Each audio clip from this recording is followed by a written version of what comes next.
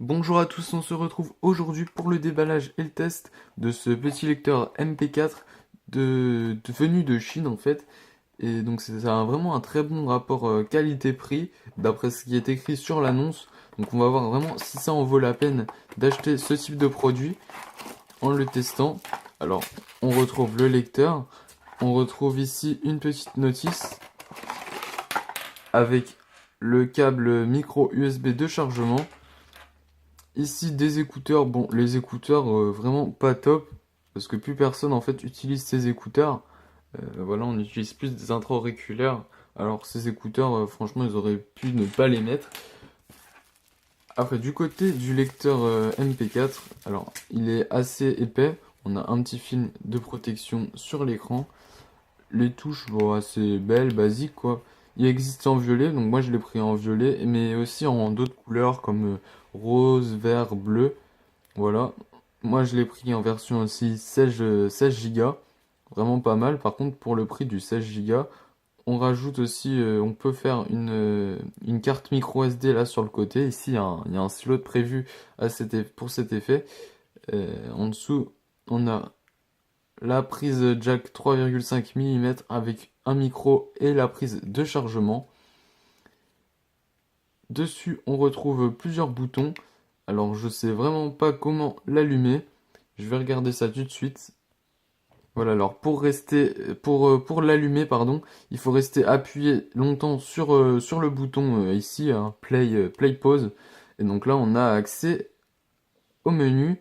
Donc un menu assez coloré, hein. C'est vrai que c'est très très coloré. Donc avec plusieurs fonctions, on va les prendre une par une. Donc la fonction musique, hein, ce qui est normal sur un MP4. Ensuite, la fonction vidéo. Bon, je pense pas qu'on puisse regarder de films là-dessus, parce que avec cet écran, bon, si vous pouvez hein, quand même. La fonction enregistreur vocal, dictaphone. La fonction lecteur du dictaphone, en fait. Vous allez entendre ce que vous avez dit. Fonction radio FM. Fonction photo. Les paramètres. Les livres. Jeux, tiens, il y a des jeux. Et donc on retourne sur musique. Alors, pour sélectionner un programme, il faut cliquer.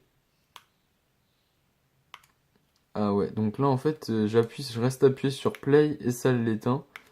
Un petit peu compliqué de s'en servir hein, au début. Allumer, il prend environ allez, 20 secondes. Alors, pour accéder.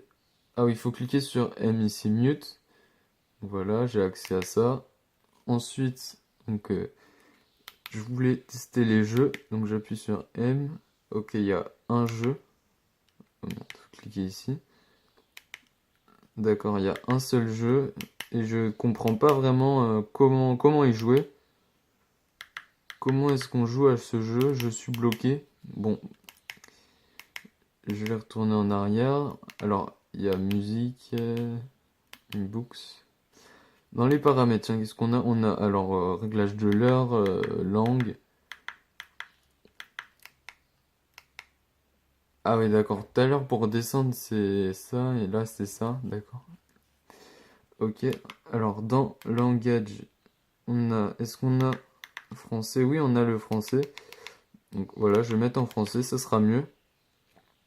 Donc on a plusieurs langues, vraiment pas mal par contre ça.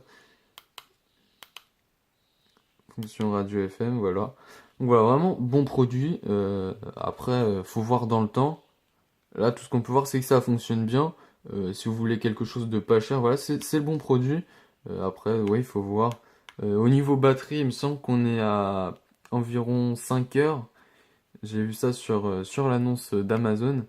Donc voilà, c'est un bon produit, hein. Après, sans plus, voilà, n'équivaut pas à un iPod. Mais voilà, je recommande quand même ce produit si vous voulez quelque chose de pas cher et qui tient la route, quoi.